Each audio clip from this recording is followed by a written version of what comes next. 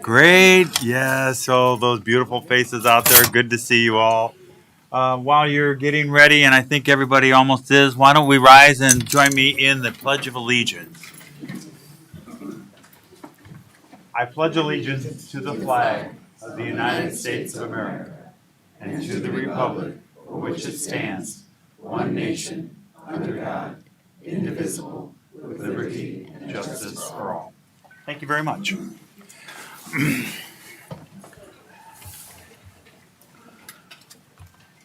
We are now back in open session from closed session.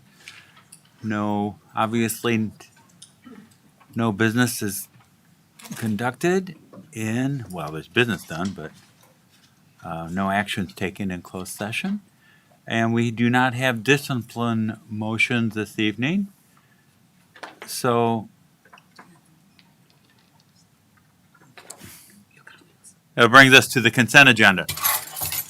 We need to amend the agenda. Yeah. Oh, yeah. We're going to amend the consent agenda by deleting item number, 8A. what is it? 8A, the policy, press policy, issue 109 recommendation. We're going to delete that and take it up at another time. And any other additions or corrections? Seeing none, that's our amended agenda. What would you like to do, board? Move approval of the agenda as amended. Thank you. Second. Have a motion and a second. Roll call vote, please. Yes. Yes.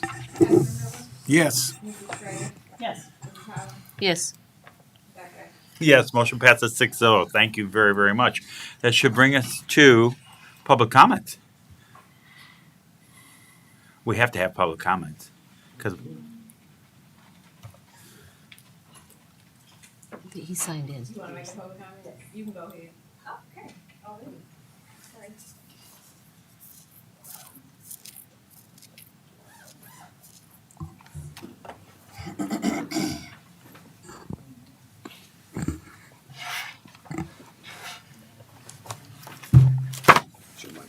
I hope so. It wasn't last time. Good evening, Board. Dr. Geddes, District 118 Families and Supporters. I am here tonight to provide additional information and findings in my pursuit of truth and accountability. It was quite beneficial to the audience last time that the WCIA had contacted Dr. Geddes to give her a heads up before the meeting. It provided what she thought was an advantage to what I was presenting, but really it showed she knew nothing about the food co-op. I knew about the food co-op thanks to several emails I had beforehand. I knew that we pay $1,600 a year annually to this co-op. I knew that having a conversation with Mike at the co-op, that bids for dairy and produce when you are a part of a co-op are not necessary, and was questioned actually why it even happened. This happened in 2021 and 2022, and I explained to Mike I'd get back to her. Mike is a woman, by the way. So, I got to thinking, this kind of goes back to my proving that, the failures of what the board signs off on, the fiduciary responsibilities of our superintendent to know what goes on in the departments, and what's signed off on is pretty negligent. And this is just one of many things that I've uncovered.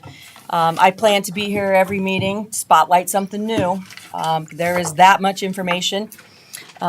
So anytime anybody wants to contact me for what I know, that'd be great too. I am sharing it with the audiences who are watching and who reach out to me directly. By the way, our co-op is Northern Illinois Independent Cooperative, also known as the NIICP. Again, $1,600 a year goes to them directly from our funds, and I'm sure it's somewhere in our financial records. I have people looking that up this week, so I'm sure I'll be able to present that next time. Again, fiduciary responsibility and the lack of knowledge what goes on in the departments I think is not at all surprising considering what we have to deal with, but, it's gotten to be pretty much normal, from what I'm told, from the people who've reached out to me, basically. Turns out Zeta knew there was a co-op. She's talked to Mike directly several times. And when I explained to Mike that, superintendent claims she didn't know anything about a co-op, she was surprised. She's had multiple conversations with Zeta, so at least she knew there was a co-op involved. Produce bids were put out in 2021 and 2022, but nonetheless, it doesn't change facts that she's not qualified to do her job. Zeta, effectively. She lied to the board multiple times. A recent FOIA request reveals even more citations since even arriving here in the district, and I'm wondering how many of you all knew about that. 2021, there were 2 citations, and in 2022, there were 5 citations from the ISBE. I have both records from the FOIA. I love FOIA, by the way. So, it's all there. And if you haven't heard about those, again, I welcome you to reach out to me. I'd be happy to share that information with you, or maybe Dr. Geddes has already done so. In closing, I'll be here every meeting. I'll spotlight a new topic every time. I'll highlight the inadequacies of this superintendent, the school board, who oversees the fiduciary responsibilities of everyone involved. And you know what, Dr. Geddes, I'm sorry, I'm not going to be here for the remainder of this board meeting. Please stay. And so, you're If you could, I really wish you could stay. well, you know what? I'll catch it on the back end. Your condescending tone of Is there any way admonishment we of could- my is findings. there I'm any sorry, way we I'm could speaking. share- I'm speaking. I expect your I'm talking to attention. him, not you. I have the floor, ma'am. Doctor, could you Continue. please get your You board wanna- under control? you wanna- Dr. Ashton, What do you- Dr. Ashton, do you control this board? Comments to the- Dr. Ashton, I have the floor and I have 5 minutes. I expect my 5 minutes. Thank you. We are Thank- just talking to each other. Not I'm during sorry, my not to you, but conversation. that's Not okay. during my conversation. That's rude. All right. So, condescending tone-filled admonishment of my findings, but I and many others have heard the same thing over and over, and I expect much of the same. Your excuses, blame shifting. I'm sure it will be much of the same, but I'll catch it on the back end. And for those tuning in, reach out to me if you have something to share. I'll be in touch with those who already have. All right, and I'll see you guys next time. Thanks. Reservations in the girls' tennis team.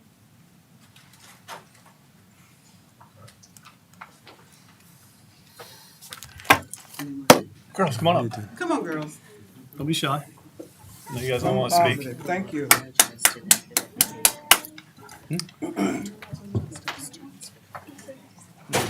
No, I know.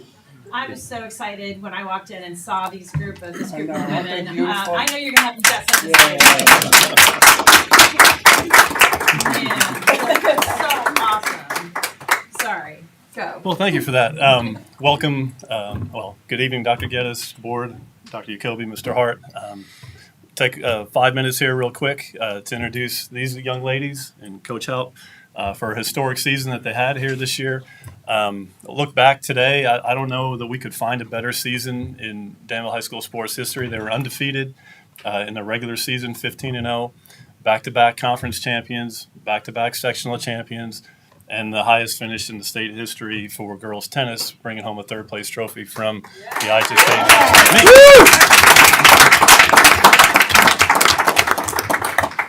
It's pretty historic. It's pretty amazing. As athletic director, it was fun watching them over the weekend, getting updates, text messages.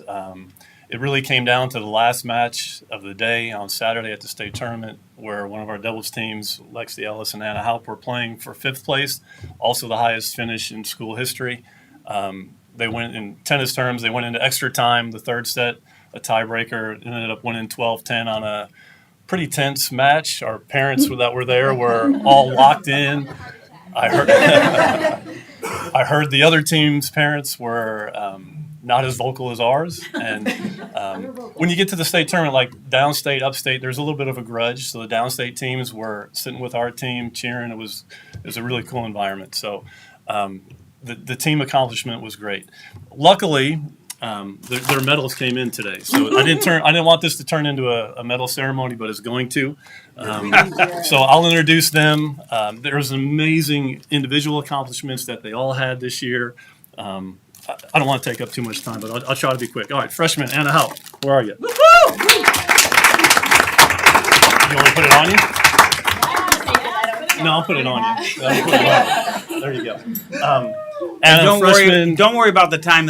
Each one gets 5 minutes. Oh, is that right? So They were hoping that you would say that because they each had a 5-minute speech prepared. for third place in state. We can do it. You ready for yours? No. Yeah. Anna is part of the doubles team that finished 5th, highest in school history. She'll go up on the Wall of Fame. Played number 2 singles, right? Double and number 1 doubles. All right, Anna, you're good. Get back there. Yeah. Reese, you're next. Reese Rundle, sophomore. Look at that. All right.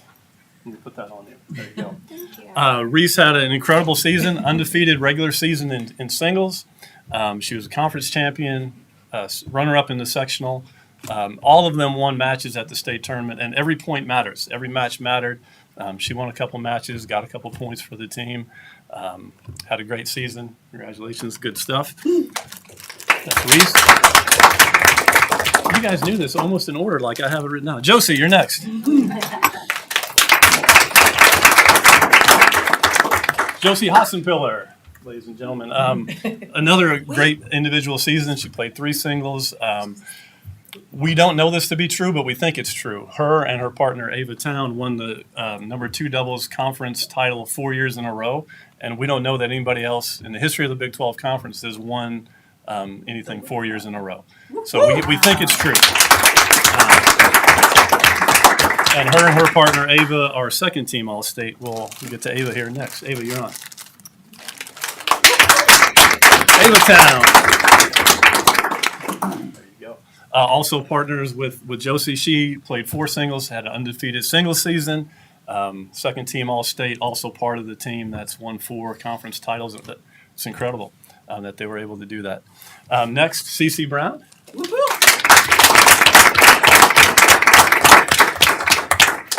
Congratulations. Cece also undefeated regular season in singles. The state run starts at the sectional meet, and you have to qualify from the sectional to make it to the state tournament. And Cece was sick as you can imagine the week of the state or the sectional, and she was the day of. She didn't even know she was going to play. I think Kathy had a conversation with her. Maybe you should try, just see if you can qualify. And, honestly, without her gutting it out at the sectional to qualify, to get to the state meet, to win a match, they don't finish third. So it's a season-long thing. That was an important moment, underrated moment, but very important. So good job getting it out. All right, last but not least, Lexi Ellis. Where are you? There you are. Congratulations. Senior, Lexi played number 1 singles, number 1 doubles most of her career. While these other girls were winning weekend tournaments, conference tournaments, Lexi playing number 1 had a difficult position. There's a lot of good number 1 players. She didn't get the individual accolades at the time. But however, she finished a career like nobody's business.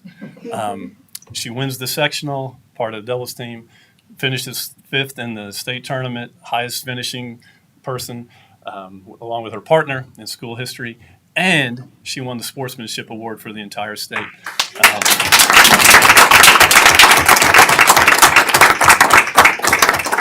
There's really only 3 people that get to go out winners in their last match: 1st place, 3rd place, and 5th place. And she capped off her career. It almost went bad when she almost got hit by the ball at the last point, but that's a whole nother story. And then we have Coach Haupt here, Kathy Haupt. Took over the program and took it to a level that nobody could take it to before. How about that? And amazingly, the state sends medals. I don't know about amazingly, but Dr. Geddes, you got one too, for the superintendent. Wow. So. They tennis very well. Your tennis skills are amazing.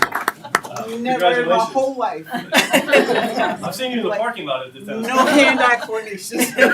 My goodness. So that's all I have. Girls, anybody have anything? Wow. Coach? No, we're Very good. So Thanks for having us. congratulations all.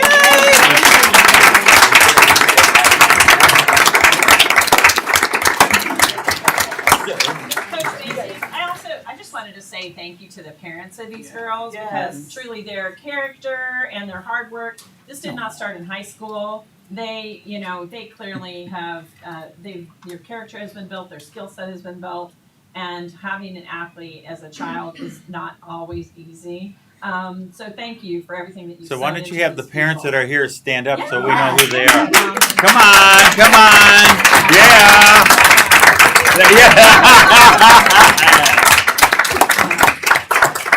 Mr. Bates, how many seniors are there? We have a lot. Yeah.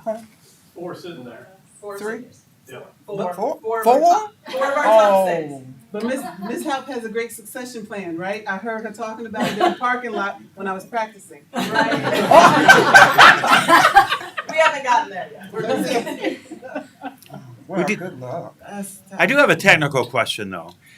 On singles and doubles, do you have to commit the same team all the way through the tournament? So yes, for the sectional, you commit to either you're gonna play singles or you're gonna play doubles, and then in state, that's what you have to play. But we're lucky here, throughout the whole year though, they get to play singles and doubles.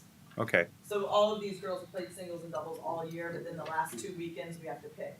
And we have to figure out the way that you're gonna get the most points and things like that, so, We were having that Well, we discussion did. today because there's a certain strategy to the state tournament that is not necessarily during the rest of the year. right, and we're So- only one of, 5 teams that had all 6 girls qualified. Oh, And we are one of the top 4 teams, everybody scored a point, so only 4 out of 76 teams, I think, scored from everybody. And we're one of those, so they did great. yes, that's very awesome. We'll do it again. Yes, awesome. All I got right. a 4-year-old that needs to learn how to play tennis. Don't make them stay. You're not going to make them stay for no, don't. Thank you. Yeah, no, that would be a punishment. The rest of you, though, no one leaves the room. Mr. Thompson.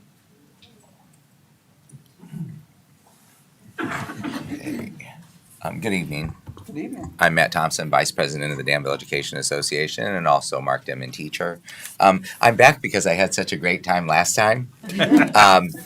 Actually, I left here feeling like I didn't have enough time. And I feel like so much of what we do, I didn't get to talk about a lot of the people that do a lot of great things in our building. So I'm back to talk about the people I didn't talk about last time. So if you bear with me for just a few minutes, I do want to say though, because I feel like we started out on such a negative note, I want to switch directions a little bit here. I live in the community and I have many, many friends, and many of my friends' kids have attended our school. And I want to tell you, it's very nice for me when I get out in the community and hear the nice things that our parents have to say about our teachers, to me and to other people, to my friends. And the work that we do is valued by the parents and the people in our community, because I hear it, because I'm out there in their houses and talking to them and talking to their kids. And so it's just nice. I had 2 of our teachers specifically, I'm not going to mention names, but just recently, and it happens all the time. So I just want you to know that we're getting good PR from the very people that we serve. So on to the next thing. Our library, after getting all the curriculum and technology materials, it has been distributed to the students. Library is up and running. Students are getting books. They finished fast bridge testing, and we're working on improving reading levels. Mrs. Medina, our librarian, does a great job with our kids, with her interactions, and just all the stuff that she gets done. She has a lot more hats than just librarian, too. She does curriculum supply. If I get a new student, that's who I go to get their laptop and other things. We have a book fair coming up that she just finished getting ready, that opens at our Spooktacular, which I want to remind you guys, I also invite you guys all to come tomorrow from 4:30 to 6. And our book fair is open through parent-teacher conferences. And that makes roughly about $1,200 for our school to spend on things for our building, either more books or materials or seating for the library, different things that benefit the kids. Special ed is the next department I want to get to.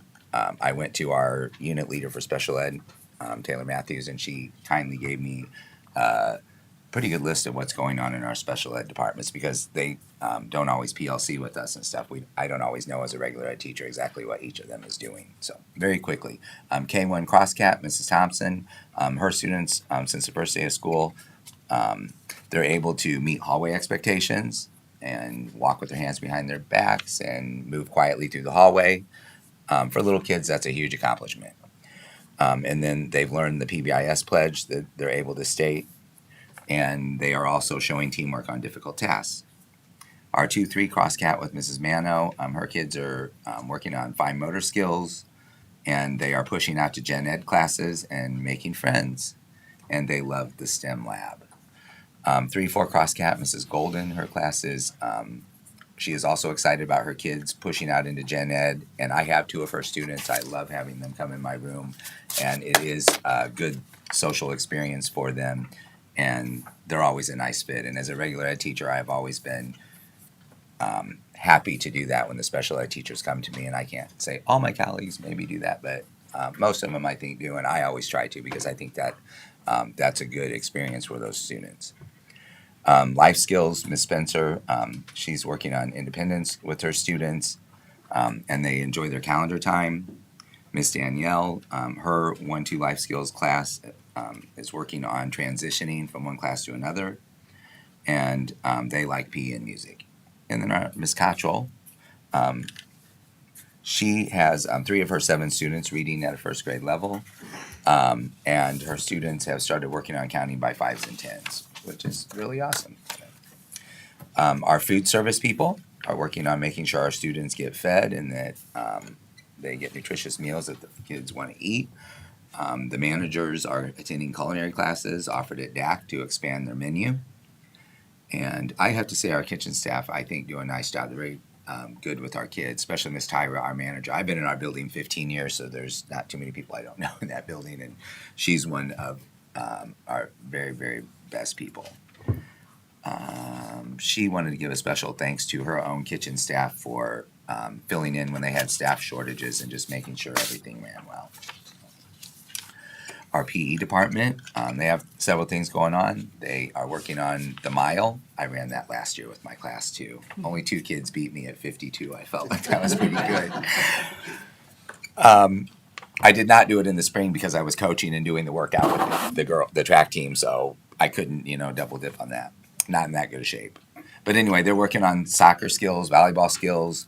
They offer them free choice once a week. If they behave and have their effort and behavior meets the goal, then they get to pick an activity.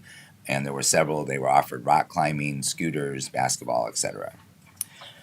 Our STEAM lab is up and running. The kids love going to that. That's ran by Miss Wheeler, one of the teachers we got from Garfield. Our home liaison officers are helping with the Angel Tree, and also whenever there's a challenge that arises, we can have them help out. They go get kids maybe that need a break from a classroom, or if we need something taken to a parent, they do that for us. And lastly, our second grade teachers are doing a room transformation. They are changing their classrooms into habitats, and that is going to be on November 9th and 10th, and they wanted me to invite you to that. So you are cordially invited. And I thank you for your time. Thank you. Thank you. Yeah, let's gig. Woo! That was good news. Any other good news? Thanks, Akeisha. Okay, well, how about some good technology news? It's good. I'm not asking for any money whatsoever. You're gonna describe like migration to me. Yeah, I am. Does John want to put that up? Will you tell John to put I know that in your package you probably already have the flow chart that I'm going to go ahead and have John put up on the board here real quick. There we Yes, so we use Skyward for our SIS information, it's Student Information System. And Skyward has been promoting the cumulative upgrade is basically what it is. It's more enhancements. It's a very more robust system. We can do so much more with that. And we haven't moved because we wanted to hear more schools, made sure that they were moving with it and that things were going well. So last November, you approved to move ahead with the migration. The problem we had, we ran into a few issues. We had a lot of unforeseen issues, I should say. Staffing, we just weren't ready. And so we talked with the Skyward team, the Skyward, and our own team, and we met and we decided that we needed to postpone because we wanted it to be successful. So in order to do that, we postponed it for this year. And so we have started that process now. And so for a smoother transition, we've started the process of moving from our SMS Skyward system to cumulative. This is a 9-month, as you can see in the flow chart, this is a 9-month progression. So we're starting out, we started off with the project manager kickoff. We've already done that. We've already started these steps. So we've started that. We've started meeting with our own team. We've met with Dr. Jacoby, IT, business office, HR, all the parties involved that will have some, basically just the representatives from each department that are very vital for this to be successful. So we've started that process. We will work and follow this flow chart. It's step by step. We start out from the 9 months. We work around. We will work with transferring our data currently into the sandbox that we will use. This is a training database, so to speak. And so we'll all start getting accounts and we'll be transferring all that data and we'll be able to play in this, what we call a sandbox. This is for everyone to get in there to do what they need to do, and it doesn't affect our current data. So none of our current data will be affected by this. So once we start that process, we'll move into the 6-month step, or 6 months before, and basically just going over and reviewing all of our data. It does say establishing a go live date. We've already established that. We had to do that beforehand so we knew where we were at 9 months, 6 months from now. And then we've already started planning our training of staff. We're working with the administrators right now. We'll be working with different departments, the counselors, the secretaries, and getting all those departments trained. Then we will be working with the teachers as well. And then after that, we are 3 months ahead, and that's going to be the downhill slide. So we'll be making sure that all that data that we've been transferring over, all the securities are set up, everything is getting finalized. Any reports that we'll need to move from our current SMS system to the new cumulative system, and all that stuff. Then we'll go. Our go live date is set for right now June 26th. We will have to be down a week beforehand. So we will Skyward, our SIS information system, will be down from the 19th until the 23rd. Oh, That's our hiccup. June. But- June? Of June, yes. How is that going to affect summer school? Well, we've been working all that out. So a lot of that is things that We'll be back to paper and pencil. yeah. Exactly. We'll do a lot of things beforehand so that nothing gets impacted for that. We've already planned that. We know that we're going to be in summer school. We know that we're going to have to, when it comes to basically maybe like attendance, recording attendance, it will have to be paper. But we can always put that, once we come back live, then all that information gets put back in. Okay, I see up here where it's got data reports, and this goes almost 9 years back. When we first started dealing with Skyward, and we were supposed to be getting all the discipline letters, so that principals didn't have to go through and create all this stuff. And I'm still hearing they don't have them. So what's going to be the change with this? So I know that with one of the things is with discipline letters, those have to get created in what's called crystal reports, and that's a different program. Those things get generated, and then they get moved into Skyward, so that the end user on the Skyward side can just input that information. I'm not sure where they were. I thought that they were already working on that, and some of those were in process, but I can find out more why it's not. But with moving to Q, we the Skyward, the crystal reports that we use now, a lot of those features are already embedded into the back end of the cumulative software. So we won't have to necessarily use those. So those reports can then be moved over into cumulative. So what we use now in SMS, we can move over into cumulative. And use those enhancements that will be in cumulative to create and generate more better, robust reports that give you more data, which is what you're usually trying to do when you're using crystal reports. That's what you're needing. You're wanting more data that the Skyward system can't give you. So as you move things from SMS to the new system, does it disappear in SMS or is it duplicated? So you can still go back to SMS till you go live? We will. The data will still be there, and we will have access to it. Just the administrators of it will have access to it. So we will still have access to that data in this. It's not gone. No, okay. no. And then we will do backups of all the data before we'd even do the go live date. Any other questions, comments? Good luck. It's a lot of work for you.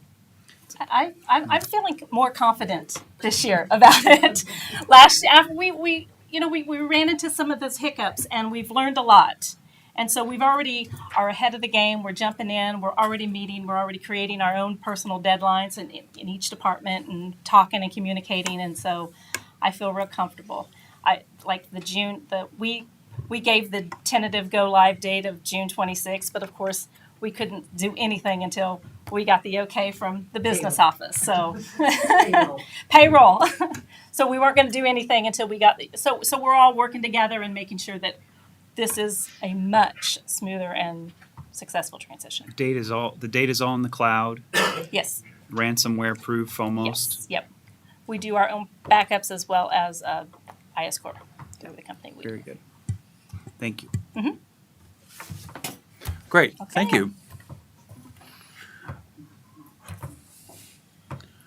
We look forward to that. Item number 7, Northridge Middle School Safety Plan, to first reading only. Good evening. Good evening. Good evening, Dr. Gaddis and Board. We would like to thank the Board for the opportunity to address safety at Northridge Middle School. As the principal and member of the Danville community, I want to make Northridge a safe place to learn.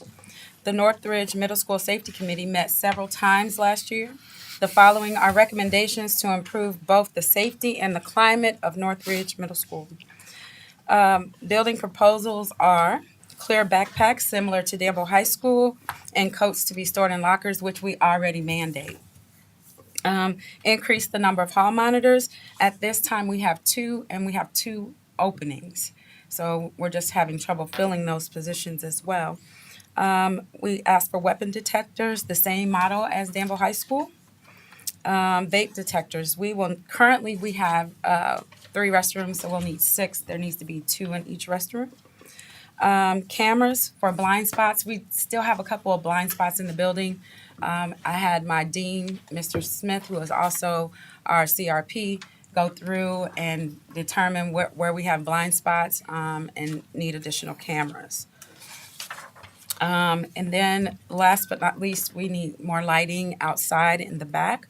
As you know, our games and all of our sports and athletics, our music department, when we leave at night, it is very dark in that area. So just for the safety of my staff and students and parents, if we could get more lighting back there, that would help.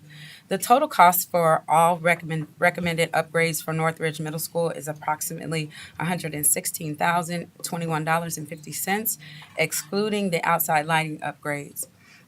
So I would like you to take this into consideration, and thank you for your time tonight, and I'll take any questions. Any questions? Are you talking the handheld, No, the same as Danville High School. the one that rolls in? Yes. Okay. But do you have the handheld? No. At this time, we don't have anything like that. Do you think she needs the handheld? I do. Do you I think do you have the staff because to make When it you have happen? late kids come in that go into. Oh, I'm sorry. When you have late students that come into the building and you have gone through your initial entry, or you have a student that goes out to a doctor's appointment and comes back, I feel like you need the handheld because you're not going to roll it out for one student to come back in. And So- right now, Dr. Geddes, to answer your question, we do have staff at every entry into the building at the beginning of the day. What Ms. Carey is talking about when students leave and re-enter the building, that might be a little more difficult because the day is already going. But they have to report to the office first, so that would be a place where we could also And do then we can that. use the handheld Yes. Yeah, too. the handheld. Yeah, that would be my only thing that I would recommend to you. I love the clear book bags, but what I would also like to recommend, not only to you, Mr. Bass is gone. No, That Mr. Bass is still here. oh, I'm sorry, Mr. Bass. That there is a letter or mandate from Danville District 118 that all sporting events require clear bags. Yes. No one is admitted to a sporting event in this district without a clear bag. And I'm okay And this with is that. not new. This is not new for schools. And you know, Mr. Bases, last year we had to stand in line forever at Centennial because they searched everybody's bag. But I just think that if we're talking safety across the board, we need to mandate when the public comes in, and I know that they're going through the security at the high school, but just like you said, you've got music events that's going to be there, you've got sporting events that's going to be there. I recommend that we make a recommendation that we are clear bags or no bags because we don't know what's coming in. It's just too much happening in our community. And we do get other students from, like Danville High School and other places coming to our events. And they out are of town. required to have a parent, but I totally agree with you, so we can add that. Well, especially at the middle school level, we're talking, when you guys have a basketball game from Champaign or Decatur, and they come in, we're going to check we got. Exactly. I So agree. that would be I will my only add thing that. to add to this. Yes, ma'am. And Mr. Basis. We are clear bags at the high school for events now. Yes. Small clear bags. For, No bigger for all sporting events, no bigger than 12 by 6. and have we put that out? Okay. But we need that at the middle school. I agree. I will add that. Any other questions?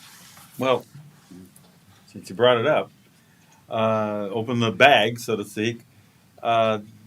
If we're wanting kids, we're not wanting everybody that comes in. I mean, if we, I'm going, okay, the kid comes back from a procedure or whatever else, how come maybe everybody who comes in it shouldn't be just kids. Everybody who comes in I agree. gets waived or whatever. I agree. We'll discuss. All right. We'll have that discussion. The only Thank other- you. How many I- wands would the you on- need to accommodate that? We have three doors in which students enter, so at least three would be the minimum. Six would be great. Especially if you're gonna be wanting adults Yes. coming in as well. Yes, ma'am. But aren't they coming to the office? Because I don't know if you If- have the staff to man those 3 doors after. After 9. 9 o'clock, those doors are locked and It's they only are the one alarmed. entrance in the front. So all of our doors already have alarms, so those doors are locked and alarmed. The only doors that you can enter after 9 o'clock are the front doors. Right. So afterwards. So would we still need 6 Not- wands? Because when we enter school, we have 3 openings. Are they going through the weapons detection systems at the 3 doors? If you have Yes. weapons detection. At system, 3 the doors, 3 yes. doors, And then the after, need for wands once we use Yeah. the is wand? minimal. Yeah. Okay. Okay. You would need 3. That's what you're saying. Mm-hmm. Miss Brooks, I think I know the answer. I just wondered if you could elaborate. How much of a problem is vaping with middle school students? This week, just this week, we probably had 6 or 7 kids with vapes, and those are just the ones that we actually caught.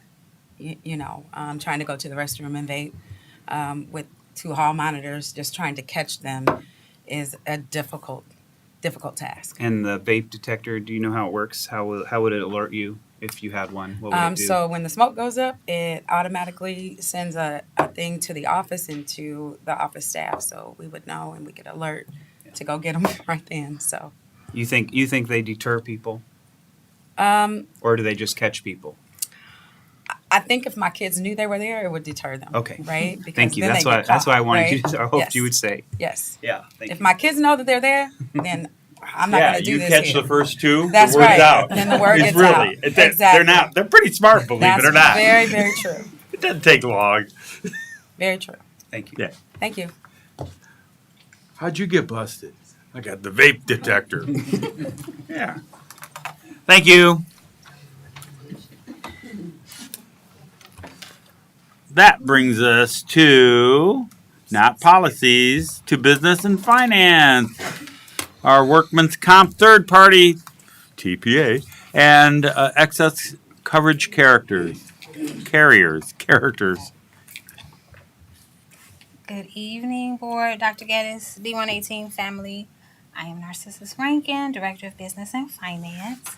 The first item that I have on the agenda for you guys is the workers' compensation recommendation. There are 2 components for workers' comp. That's the services that are provided to the district. We have the third-party administrator and the excess coverage. I did not mean to do that yet. It's fine. Okay, sorry. So our third-party administrator is Cannon Cochran Management Services, Inc., which is, I call them CCMSI. We have come to an end of our 5-year agreement that we had with them that started in 2017. And with that agreement, there was an option for a 2-year extension. So we have a good working relationship with CCMSI. They handle our claims well, and they also have helped us facilitate a safety program. So the 5-year agreement with CCMSI was for $28,500 a year. So it's been the same dollar amount for 5 years. This year they have quoted us a 2-year extension at a rate of, for FY23, $29,500, and then for FY24, $30,090. So that is the workers' compensation claim services provider. The excess coverage contract is with U.S. Specialty Underwriters. The previous contract amount was $74,986. They have quoted us a 1-year option at $47,472. The decrease in the dollar amount it can be attributed to the decrease in the federal rate and an increase in the aggregate limit. The district has never had to use this policy, but it is something that we need to have for safety in case. So it's excess in case there was like a calamity, a catastrophic injury. Very large. So it is my recommendation to continue our relationship with CCMSI and accept their 2-year extension with a dollar amount of $29,500 for FY23 and a dollar amount of $30,090 for FY24. And it is also my recommendation that we keep U.S. Specialty as our excess compensation provider at the premium dollar amount of $47,472.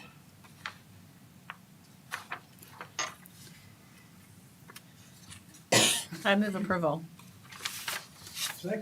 Okay, we have a motion and a second for, there's two parts to this, CCMSI for the 2 years, one at 29,500, 30,090, and the other one is for US Specialty, for 47,473, you said? I got two. $47,472. 72. Okay, and is that just for the 1 year then? And then Yes. we're gonna have to come back with it the Yes. other year to sync up with the, but that's for the 1 year. Okay, any questions or comments? Seeing none, roll call vote please. Mrs. Tyler? Yes. Mrs. Carey? Yes. Mr. Easton? Yes. Mrs. Schrader? Yes. Dr. Miller? Yes. Dr. Ashton? Yes, motion passes 6-0. Thank you very much. Thank you. Oh, but we have more. Levy. We have a levy. I'm not ready for the And she- PowerPoint yet. You can go ahead. It'll just be. Okay. When you're ready, Can we- the selection, just hit, yep. It's not gonna move automatically, is it? Okay, thank you. Okay. All right, I just wanted to start the 2022 tax levy conversation with the board. This board meeting, the 2021 tax rate for the district was 5.346% when it equalized assessed value, which is the EAV, of $250,116. The EAV is calculated by multiplying the equalization rate by the property values in our district. So the supervisor of assessments has estimated the district's EAV for this fiscal year, so it'll be this calendar year, 2022, which would be the money that we receive for the 2023-2024 school year. Estimated the value at $371,536,907 for this calendar year. And so that would make up the EAV value, and that would make up a tax revenue to be billed to our stakeholders for a I'm sorry, you guys. Increase of approximately 6. Oh, yes. 7. So that would be, I'm sorry, that would be an increase in the total EAV of 6.07%. That is what the assessor has estimated for FY22. So I provided, I'm going to do a little PowerPoint slide. I did a levy worksheet with both a 4.29% increase in our total levy, which is the amount that we're asking for. And then I did a worksheet with a 4.99% increase in our total levy. And the total difference in those two amounts is $117,588. My worksheet also includes an abatement of our 2016 series bonds, which is what we've done in the past. And that's a savings of $149,140.16. Okay. You're So welcome. I know that we have some new board members. I just want to do like a little levy presentation. Just talk about some terms. The net. Spacebar. Okay. All right. So the levy, which is what we're talking about, is the request of the money for the FY24 year. So that's the money that we'll ask for, the board will ask for on behalf of the school district. The extension would be the dollar amount that is billed on the real estate taxes. The EAV is the assessed value of all the properties in the county. The county assessor does that. And then the EAV is used to calculate our extension. The bond portion of the levy is based on the current outstanding bonds, and we have no control over that. You know, when we do our bonds, we file it with the clerk's office. They keep track of all of that. And then there are 3 funds that are not capped. and they are our retirement fund, Social Security fund, and our tort funds. So those are the only ones that don't have a maximum tax rate. All right, so this was the 2021 EAV dollar amount for the county, which was $350,250,116. That was a levy extension dollar amount, which was the amount that was billed to the the stakeholders on behalf of the district, and that was a tax rate of 5.346%. So that is $5.34 for every $100 of the estimated assessed value of your home. So I do have a little formula up there talking about how you can calculate the tax rate based on the value of your home. And then I did the math just to show you that the EAV, the extension dollar amount, divided by the total EAV times 100 is $5.34.35. So, and if you look at your tax bill, the math works out. I also provided you guys a history of our EAV values, the increases, the tax rates, the income from the levies. The bottom line, the bottom two lines I did for this year's estimate. One is the assessor's dollar amount, and then the second amount is the recommendation of the 4.99%. And then my last two slides, I gave a real estate estimate tax example for a $100,000 home. So if the value of your home was $100,000, they multiply it by the equalized value multiplier, so they divide it by 3. Then you get an exemption of $6,000. So your home's equalized assessed value is $27,333. Then you divide that by 100, and you multiply that dollar amount by the tax rate. You'll get the tax amount on your tax bill. And then I included my worksheets. You guys have those though. So this one is the one with the 4.29% increase.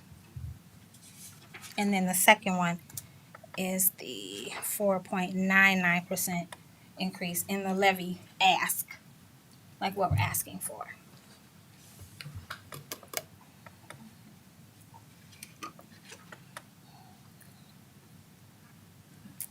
Okay, that was it. That's all I wanted to share with you guys. I won't take it away yet since Dr. Ashton's looking at it. Uh-oh, I didn't do that.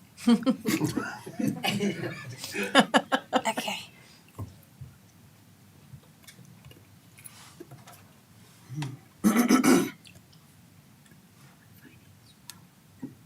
How exciting, right?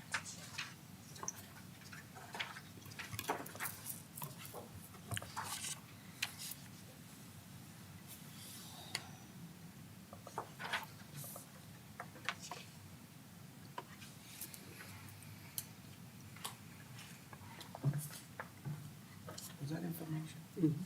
It's a recommendation, yeah. It's just discussion. Any questions? Any comments?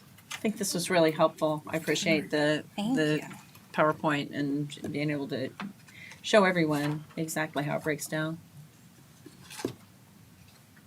So we keep it at 4.99% just so we don't have to have a Truth hearing. and taxation hearing. Right. And that we don't leave money on the table. Yes. So, yeah, Yeah. this is one of these things that, as a taxpayer, I go, but as a school board member, I have another feeling about it. Yeah, to maximize the dollars. Well, we're in a different scenario now too, because we have the hyperinflation going on. That we have to, we really do. This won't keep up with inflation because the inflation dollars are outpacing what we can keep on income here. So this is one of the times where I'm going to be quiet and go, I think it's a great presentation, and I think it puts us in a position where we probably need to be. So. All right. Thank you. Makes my head hurt every time though when we go through this. EAV. Who sets the Yes, EAV? ma'am. Could you provide a copy of the explanation for how your tax bill is? Oh, absolutely. That would Want be me really just- helpful to be able to have Yep, that to you look at. can have PowerPoint. Thank you. Okay. Thank Who, you. who's, how do they set the EAV? How do they do that? So the assessor, they, you know, Equalized they do assessed value. of all the properties in the county. It just comes up with a number though? I mean, No, I it's don't a think so. calculated by, what's it calculated from, do you know? So he does a study Sales. of the property and the value, and then he makes an estimate, and then he actually does some evaluations that happen, and then he comes up with a formula and produces it to us. I know, because And it's that that runs off magical of- number that we all wait for to see what the EAV is. Because this Because year, it though, has like the this, I think is the highest estimate that he's given us in a while. I mean, it was he It was high estimates a last year, but it's 6%. higher this year. Yeah, Yeah. last I don't think it was. It was 3% last year. So this year he's estimating a 6% increase, which is a lot. Okay, thank you. Thank you. No, thank you. That brings us to informational items, Lakeisha's favorite items. Yeah, got it. I'm gonna be a little long. Good evening, everyone. Let me say, Ms. Etta Pajot, I apologize. You have taken this well. You have not told what you could have told, but I have shared with the Board of Education, and we're gonna share it tonight. So first, I'd like to say, Ms. Pajot, when she took the office on July 1, 2021, when she got to the office, there wasn't a single file, a single stitch of paper. There was no history on which she could operate. No history. So she had to learn and figure it out along the way. There were no files left for her. What we have found, on October 26, 2011, Mr. Greg Lozelle reviewed a proposal to move forward purchasing a line-by-line bid process using and awarding the bid to a single vendor with the best bottom line pricing. He explained the benefits of joining one of the two groups, which was Northern, per the bid minutes, and I'll make sure to attach these to my informational items on the board agenda tonight. Northern Illinois Independent Purchasing Cooperative, which is an intergovernmental agreement where 71 districts at that time were participating, and it had an annual dues of $1,600 and a one-time application fee. And HPS, which was a member-owned non-for-profit purchasing agreement. He presented that on October 21st, 2011. On November 16th, 2011, it was recommended that District 118 submit an application to become a member of the cooperative effective December 1. And we were supposed to save 5% on purchases and would equate to $20,000 annually, and the board approved it. We didn't have those files, so we didn't know that. So for the last 2 years that was referenced, that's why we went to bid, because we didn't know that existed. Again, there were no files. But to clarify, I've talked to Dalton 149. That was not your reality with 20 citations. What is Dalton 149? That was the district that was referenced, that is Ms. Pajot's prior district. In actuality, and I will provide a copy on the website, Danville District 118 citation from March 15, 2016 indicates the following. We were cited. In fact, there are 5 pages of citations. I will summarize for you. That standard operating procedures have not been met and hadn't been documented. We did not have a HACCP plan. The portion size of the meats and meats alternative did not meet meal pattern requirements. Noodles offered were not whole grain. Grain breads were missing. Lunch menus did not offer the 5 components. Minimum daily meat alternative serving sizes were not met. Minimum daily vegetable serving sizes were not met. Again, the meat alternative equivalents weren't met. Recipes were not standardized, recipes were missing. Um, More issues about the portion sizes per school. Production records did not contain the required information. Overclaiming of and fiscal citations. I will provide that for you. Again, on April 17th, 2019, prior to Zeta Peugeot's arrival here, Danville District 118 had a total of 26 citations, which included training hours were not done or documented. Danville High School didn't even offer lunches through December 19th and December 21st.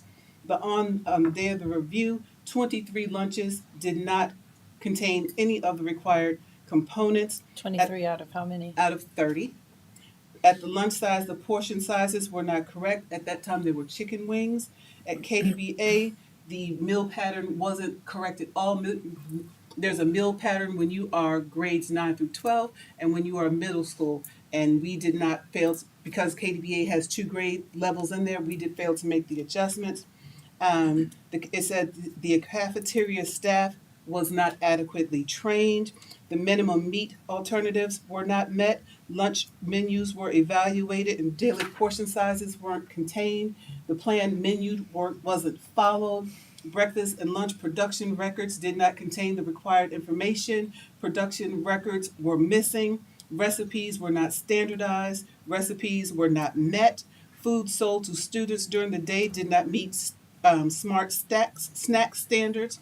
A copy of the most recent health inspection wasn't posted. Temperature logs were not completed. The price of the adult meal was not accurate. On the day of the review, the site hadn't utilized an acceptable meeting count. Preschool children were not allowed to use offer versus serve. Staff did not receive the required training for a number of the positions, and she outlined them. For the review week, missing components were found again with the grains and the salad. There were a couple of things there. Again, with the grains missing at Danville High School. The signage did not explain what was required for a reimbursable meal. Beverages were sold outside of the required guidelines, the competitive foods that I talked to about. We actually had an ice cream bar. And so that was Danville District 118's audit. And those reports come from? The State Board of Education. I'll provide copies on the website. In addition, we were cited because at that time we had 11 schools. However, the director prior to Ms. Peugeot failed to list 3 of the schools. So for 2 years, we did not get reimbursement for 3 schools because they were not included in the application. I can provide that information for you as well. The application for what? To participate in the National School Lunch Program. So it was like those schools weren't even there? Weren't even there. They were not listed. In addition, let's talk about, see, the first time when you speak and you're a person, you have freedom of speech. But when you come back and you clearly identify yourself as part of the cooperative and you are part of the company, a vendor, well, then the game changes and then we can talk about slander. And we will. What we did find when Ms. Peugeot actually wasn't even an employee and simply did me a favor, we examined the produce that we were purchasing because we purchased these vegetables and things from this cooperative. And what we found out that we were spending in year 2020, we spent $158,214.46 with that cooperative that we did not have to because the government offered us those things through the commodity order. So that was money that did not need to be spent with that company, but we did. And then next year, we spent, on 2021, prior to your arrival, Ms. Peugeot, we spent $98,260.98 with that very company that we did not need to because the government would have given us that money for free had we simply applied. But here's where you became a problem because when you did get here, we only spent $8,225 with them, and we got the rest of the things for free. But I'm also the citations from Northridge for our CAC, which is our adult program, some after school thing that we had. I have the citations for you there from the State Board of Education. And then it is, I'm telling you, it's the grace of God that I can't share with you. When you came here, the amount of food that was stored in that warehouse that was spoiled and rotten, no less than $300,000 worth of food that had to be thrown away because it was meals were just made. We bought this stuff from these cooperatives. We made the meals that we didn't need and we stored it in the warehouse. And then I sent Mr. Hart and Narcissus Rankin to that warehouse to inspect because thank you for the employee who gave us the heads up, and I have it in writing all that she told us prior to your arrival about what was going on in food service. And then I sent the two of you and we got a list, and I have presented it to the Board of Education 2 years, so they're well aware. It was over $300,000 of waste. So, Ms. Bizarro, I apologize. The information has gone out, and you've taken it on the chin, and you've not said a word. We're going to say it for you. That was not your stuff.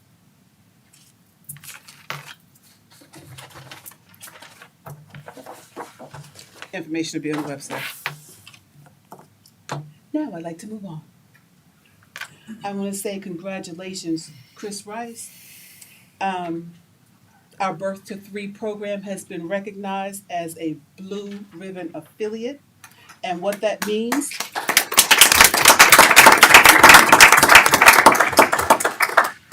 is that you have met all of the parent as teachers essential requirements required by the quality standard number 1 and at least 80% of the remaining quality standards 2 through 81. Blue Ribbon affiliates are recognized as exemplary affiliates delivering high quality services to children and families. Congratulations. I know you're on the back end, Kelly, team, Kathy Schluter, job well done. And you were awarded this ribbon on October 22nd, and your Blue Ribbon affiliate is valid for 5 years, so 2027. Congratulations, guys. Yeah, that's awesome.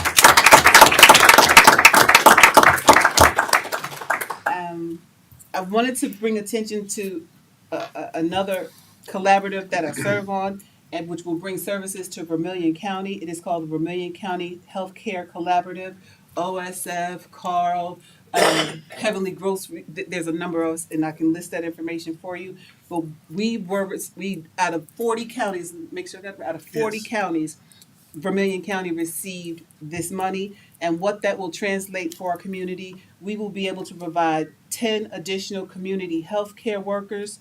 We will provide medical education training to help community members obtain necessary medical certification. So for community members who wanted to become maybe an EMT, etc., the money is going to be there, and the partnership with DAC will make that happen. We will have, it's a little competition for our Birth to Three program, but we will have a Healthy Beginnings Maternal Child Home Visiting Program. We will be able to expand mental health providers. There'll be a 1.5 FTE that will go to Crosspoint, additional counselors at Crosspoint to service Vermilion County schools. We will be able to not us, an LCSW at Chris. We will address food insecurity at Vermilion County through a mobile pantry, a new grocery store in Heavenly Square on the east side, and a testing kitchen there. We will be able to expand telehealth through our community and a software application which will help our social service providers communicate. I'm proud of District 118 because we were the catalyst for them to be able to say that we were already started regardless if the state gave us this money or not. And we are providing educational opportunities for the students of Danville District 118, starting with our career fair, which will be tomorrow. And I thank you to Carl, OSF, and DAC. The VA, yes, I did receive your information, but I'm not in control of the collaborative. I can't just allow people in. You had to have been to the table, and yes, we intend to expand it. So for the VA, who contacted me yesterday to say I want to participate tomorrow, I don't have that authority because I'm not the sole decision maker. But tomorrow we will have, from Carl, OSF, and OSF, we will have our children can visit the following tables for cardiology, child life specialist, CMA, HCT, environmental sciences, food nutrition, laboratory for the Carl division, the laboratory sciences for OSF, the paramedic division will be there, the pharmacy division, the physicians division, the radiology and ultrasound division, respiratory division, speech and therapy division, social work, surgical technicians, volunteer services, and then at the end we have HR and talent acquisition tables from Carl and HR and talent acquisitions for OSF. DAC will also be there to sign you up, and there's going to be a new degree opportunity at DAC. So what that means, thank you to Sade and the team. We have already identified 52 children who have done the Get Us resume, and those resumes will be given to all 21 tables tomorrow so that our children can get in. And because we were on the beginning end of this collaborative, what that means is the new facility at Carl, the volunteer opportunities will go to Danville District 118 kids first. So tomorrow, I'm asking parents, make sure your children, 11th and 12th graders, make sure that they show up. Everyone better be on their best behavior tomorrow. Yes, because our kids will get the first crack at the jobs, the opportunity, and the ability to partner with these three great organizations. I'm very, very grateful for them. So Board of Education, what that means in your goals, you have you've identified goal number 2, programs and services. Letter A, to explore alternative education routes and opportunities, and letter B, to address the non-curricular needs of our students. I want to let you know that those meet those 2 goals for you. Yay! And so tomorrow all the directors, we will be there. We're starting at 9:00. We will be there till 1. And for all of my students at Danville High School, when you visit 3 tables, you will get the stickers. You can then go out to Kona Ice and get you some Kona Ice. Compliments of the Board of Education. Thank you for paying for that. You're welcome. You're welcome. Okay. Next, again, congratulations to our Danville High School girls tennis team. We are so proud of you. This week is actually it was last week, but it's Principals Week here in Danville. We kind of moved it because we were on break. And take a look at our Facebook page, because each day we've been highlighting a different team. We will wrap up celebrating Principals Day on Friday, October 28th, with surprises for our principals and APs. They are incredibly hardworking individuals who go above and beyond for their students and staff, and we are so lucky to have you here in Danville District 118. I love you. Tomorrow the health fair, it is from 10 a.m. to 12 o'clock for students. Be there. And tomorrow marks the release of the Illinois State report cards to the public. They are embargoed right now, so we could not have the conversation about them tonight. I've been contacted by a number of news agencies, and they know I can't respond because there is some buzz about Danville. We have done some things that I'm really excited to share with you, but I'll have to wait till the next board meeting. So to all of the news agencies who've contacted me, my official statement right now is no comment because they don't come out until tomorrow. After that, I will be happy to celebrate the work done by the staff of Danville District 118. You guys are rock stars. We still have a way to go, but the state's talking about you. That's all I have. Amazing 20 minutes later. I'm taking a breath. Left to right. Pastor. Well, first of all, I just want to say congratulations to our girls tennis champions. Excellent performance this year, and to athletic director, to the coach, everyone that has worked, all the parents. We are again very proud of that accomplishment. I wanted to say, Dr. Geddes, thank you for information tonight about our food service department and all of the information that you provided so that our food director will not continue to be thrown under the bus as if she was the cause of all of the issues and the latest things that are being said about her. I want to thank our food director that she has come to our district to bring professionalism, to bring us into alignment with the requirements so that our students will receive the type of nutrition, the type of regulations in all of the different areas so that the food will be at the top level of requirements. And so I'm just again wanting to thank the food director, thank Dr. Geddes for the information, all the rest of the board members, as we all are very, very concerned about that department and what we are serving our students. So again, we just thank you all for that. And we're just, again, excited to hear what the reports are going to be about our district. And again, just early congratulations to all of our staff, all of our teachers, everyone, administrators, all of the parents, everyone in our district that is working, our board members, for all that we're doing to improve our district. And again, I'm just very, very proud to be a part of this school board and a part of this district, and early announcements that I will be running in April. Okay. Thank you. Okay. Again, kudos to the girls' tennis team, Coach Haupt. You make Danville proud. You make us shine. Put us on the map once again. So thank you. And also thank you, Mr. Bases. Takes a heck of a lot of coordination. You can shake your head, but we know how much work it is to put all that together. So thank you to Okay, you no. for that. You should have a medal around your neck, actually.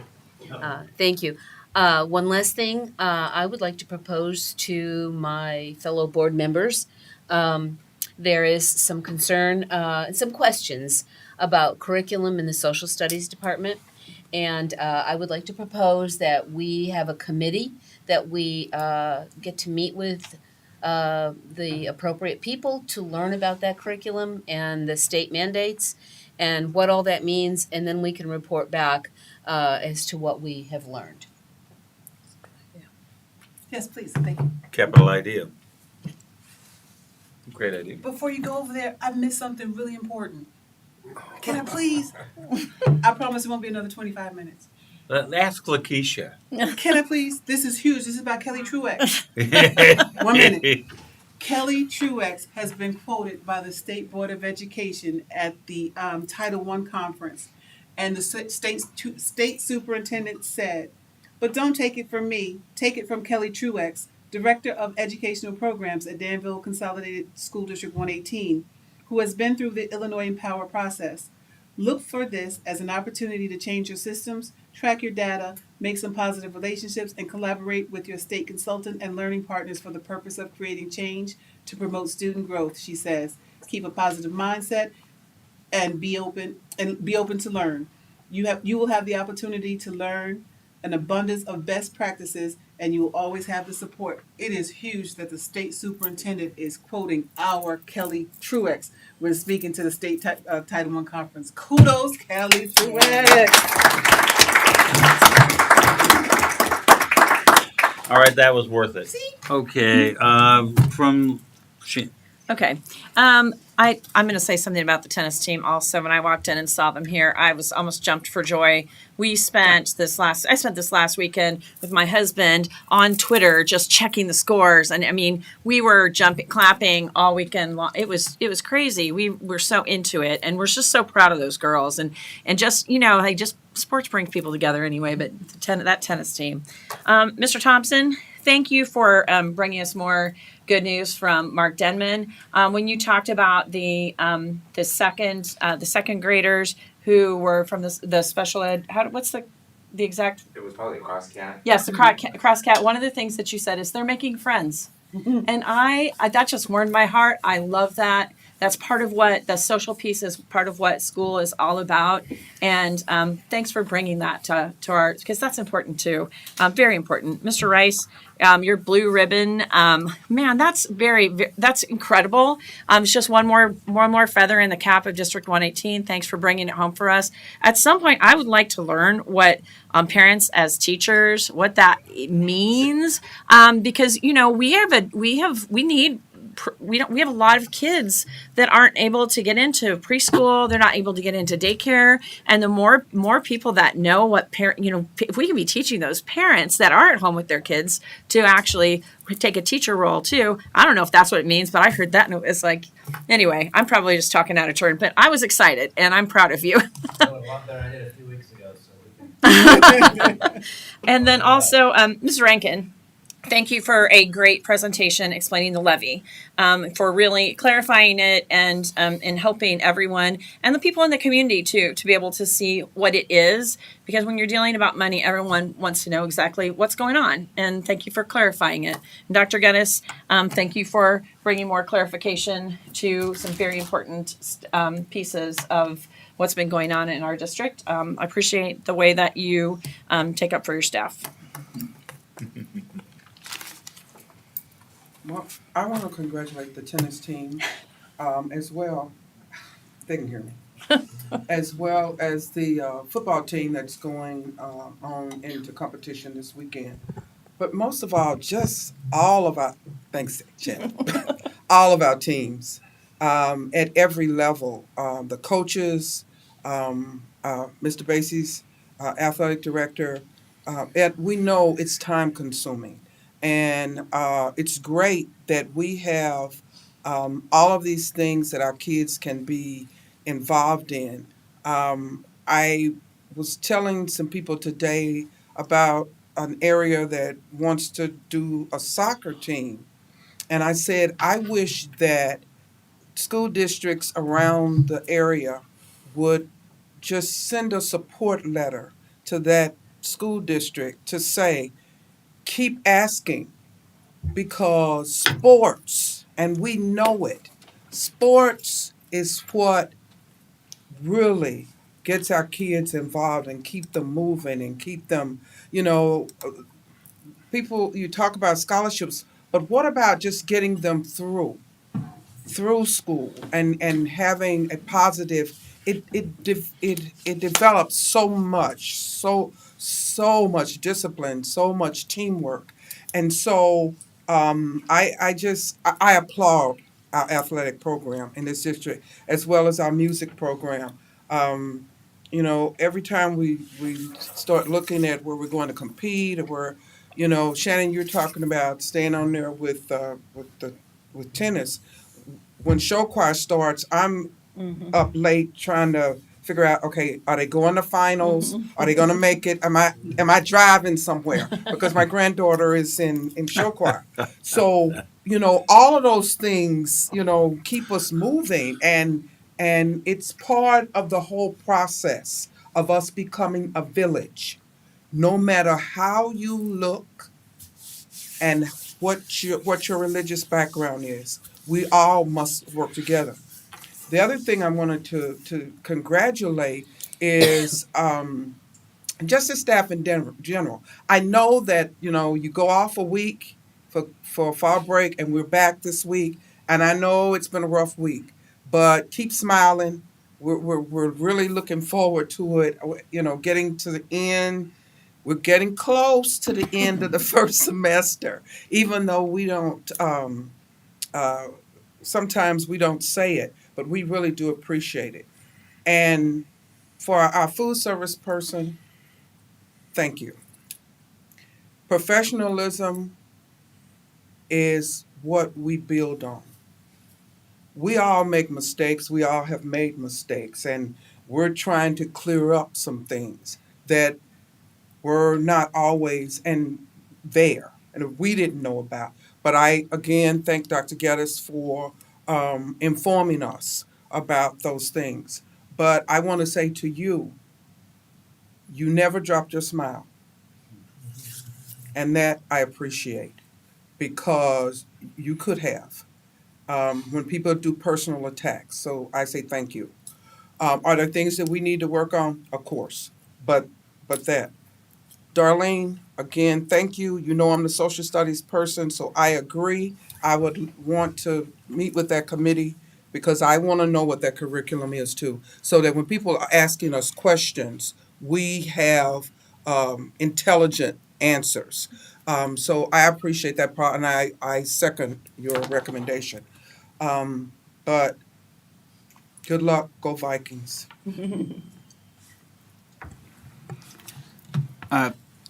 I just wanted to say we see a lot of effort right now being made to recruit new teachers, new hall monitors, new lunch monitors, new staff. there's probably like 150 people that are going to watch this stream later, besides the people in this room. But I just wanted to say, we also want to retain the people that we have. I think we have some really great nurses, teachers, bus drivers, food service workers, people who do in-home visits, social workers. I don't want it to sound like lip service, but I can imagine, like most people, looking at Indeed.com and Monster.com and trying to find another job is very tempting, but I hope that you stay with us. I think that things are going better and are going to keep getting better. We've come out of a pretty hard time, and I just want to say to whoever's thinking about quitting, I hope you don't quit. Look at our kids. I think you're making a positive impact on them and their families. And the board, I don't speak for all of them, but I think I do. We do really think you're doing a great job. And for our football team, good luck. I say congratulations on even making the playoffs. As a Cleveland Browns fan, that doesn't happen to me, so I can't even imagine what it's like. But enjoy, of course, compete, but more than that, I hope that you all have awesome fun. So that's all for me. Thank you. I wasn't going to say anything, but I'm going to make it very quick because Lakeisha's already looking at the clock. A couple things. Yeah, the sports team's great. Tennis team, I would drive by. I'd stop by every now and then and watch them, watch the girls. By the time I got there, they're usually finishing up. But it was fun to see their season. And when I heard third in state, I went, that's just absolutely remarkable. So obviously, kudos to them. Same thing with football team. You're right. But our expectation is at least that they make that because they're really good this year. So what an exciting! If you haven't followed them, what an exciting team! They put up points like nobody's business. So I'm looking forward to this weekend.